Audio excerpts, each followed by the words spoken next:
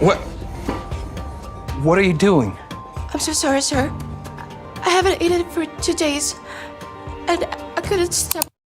What are you doing? maxaa samaynaysaa? I am so sorry sir, aad baan uga xumahay mudane. I haven't eaten for 2 days.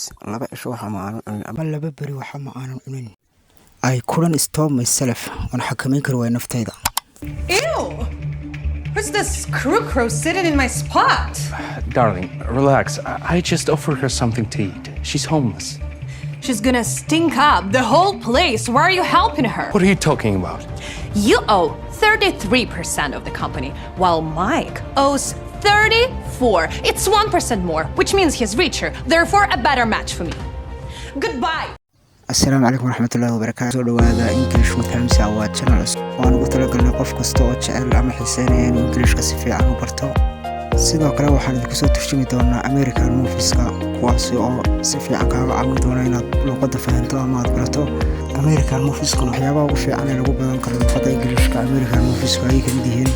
intaana cashka bilaaban aan xasuusiyo channelka waa channel cusub ee subscribe iyo like nagu sharaf si ay noogu noqoto dhiirigelin. Wabillahi tawfiiq aan bilowna cashka. What? What are you doing? I'm so sorry, sir. I haven't eaten for 2 days, and I couldn't stop myself. What are you doing? maxaa samaynaysaa? I am so sorry sir, aad baan uga xumahay mudane. I haven't eaten for 2 days. laba cisho waxa ma aanan cunin. I couldn't stop myself. waan xakameyn kari waay naftayda. I'm so ashamed. Sorry, I'll leave now. Wait. I'm so ashamed. Sorry. aad baan u xishoonayaa. I leave now. waan baxayaa. Ashamed waa xishood. Is that true?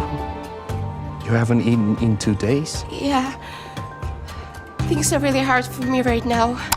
Is that true? You haven't eaten 2 days. taasi ma runbaa? laba cisho waxa ma aadan cunin miyaa? Yeah. Things are really hard for me. imika waqtigu aad ayuu ugu adag yahay. I don't even have money for a place to stay. I don't even have money for place to stay. ma haysto xataa lacag aan meel ku dago. God, I'm so ashamed. Sorry.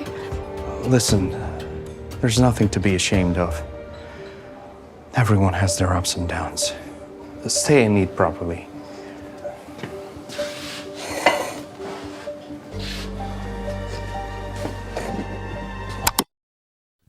God, I am so ashamed. Sorry. ilaahu aad baan u xishoonayaa. sidoo kale waxaan idin sheegaa kelmadahan hore u soo turjumay ma soo celinaya mar labaad turjumaadooda. Listen, there's nothing to be ashamed of. dhageyso, ma jiro wax laga xishooda. inaha u dejinaya waxba dhiba ma jiraan. waxba xishoon. Everyone has their ups and downs. qof waliba wuxuu leeyahay maalmo wanaagsan iyo maalmo xun.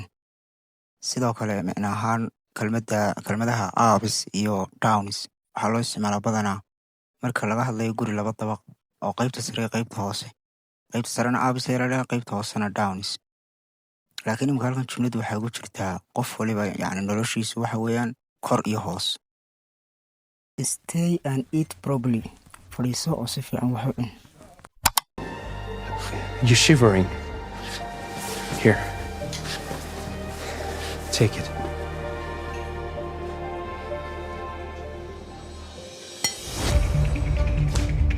Ew! Who's this crow sitting in my spot? Darling, relax. I just offered her something to eat. She's homeless. You're shivering. waad gariiraysaa. Here, take it. hooyo xidho. Here, take it xidho. Who is this scarecrow sitting in my spot? waa maxay qofkan cabsida leh ee meesha fadhiya?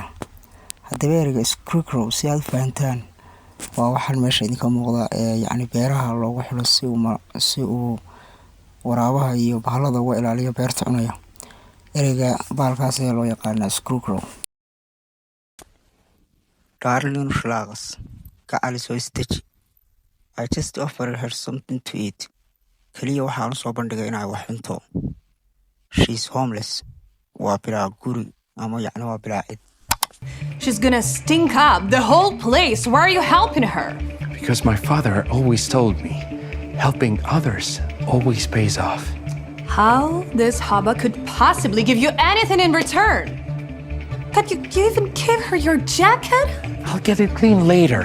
Okay, maanta cashku intaas ayuu ku egyahay. Hana hilmaam inaad videoga like saartid. Sidoo kale inaad channelka subscribe saartid oo nagu soo biirtid. Sidoo kale dad xiiseynaysa inaad part 2 ka soo sameeyo qaybta comment-ka ku soo qor part 2. Tan iyo videoga dambe waxaan kaga tagayaa. Goodbye!